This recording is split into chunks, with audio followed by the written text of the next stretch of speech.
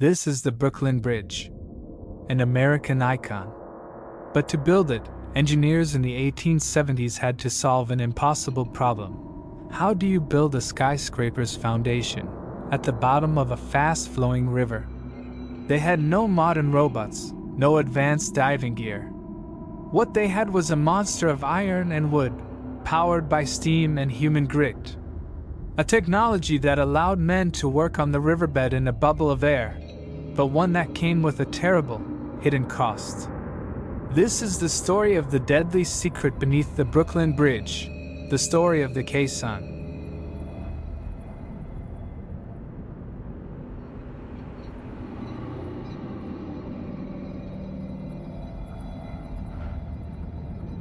The East River wasn't just deep. Its bottom was a treacherous mix of mud, sand, and giant boulders. To support a bridge this massive, you couldn't build on the riverbed. You had to dig through it, all the way down to bedrock. But how? How do you excavate tons of earth when you're 70 feet below the surface, under crushing pressure?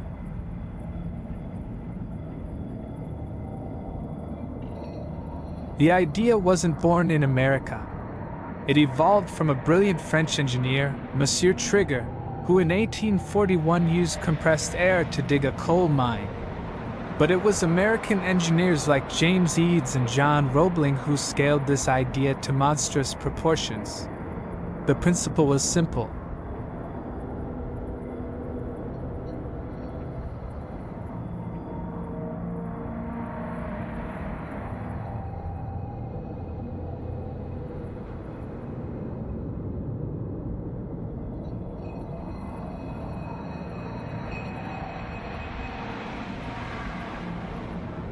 The air trapped inside keeps the water out.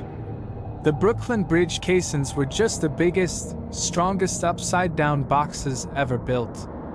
They were the size of half a football field. The roof alone was a 15-foot thick layer of dense southern yellow pine, all sealed in a skin of iron plate like a battleship. The bottom edge was a sharpened wedge of solid cast iron, designed to smash through boulders.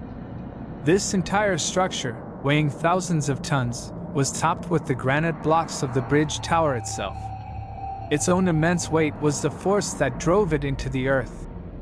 For the workers, the Sandhogs, the journey inside began with the airlock. Imagine a tiny iron drum. Once the door clanged shut, compressed air would blast in, violently equalizing the pressure. The noise was deafening, the pain in their ears intense. Then, a long climb down a dark, narrow ladder into the belly of the beast. The air inside was thick, foggy, and heavy with the smoke of gas lamps, which burned dimly under the immense pressure. It was a self-contained world. They could see other shafts, material shafts that used high-pressure water jets to shoot excavated muck to the surface, and supply shafts to deliver concrete. And the entire structure was a giant fire trap. Made of wood and tar, filled with oxygen-rich air, a single spark was a constant threat. In fact, a massive fire once broke out inside the caisson, smoldering for weeks within the thick timber roof, nearly destroying the entire project. The turnover rate was staggering. 100 men might quit in a single week. As the caisson sank deeper and the pressure increased, shifts were cut down to just a few hours. But the real enemy wasn't the work, it was the journey home. They called it caisson disease. The rapid drop in pressure during their exit caused nitrogen dissolved in their blood to violently form bubbles, like a shaken bottle of soda. It caused excruciating pain called the bends, paralysis, and often, a horrible death. The chief engineer himself, Washington Roebling, was crippled by it, forced to direct the project from his apartment window, watching through a telescope. The project should have died. But his wife, Emily Warren Roebling, stepped in, studying engineering and becoming the de facto chief engineer on the ground, a story of incredible resilience. Over 24 men died building the foundations of the Brooklyn Bridge. But their sacrifice, and the genius of pioneers like Trigger Eads and the Roeblings was not in vain. The towers they built stand on unshakable bedrock to this day. Today, the brutal work of the Caisson has been replaced by safer, more advanced technologies. But the next time you cross a great bridge, look at the massive towers. And remember the story of the Sandhogs and the Caissons, the story of the pressure and the grit that lies at the very foundation of our modern world.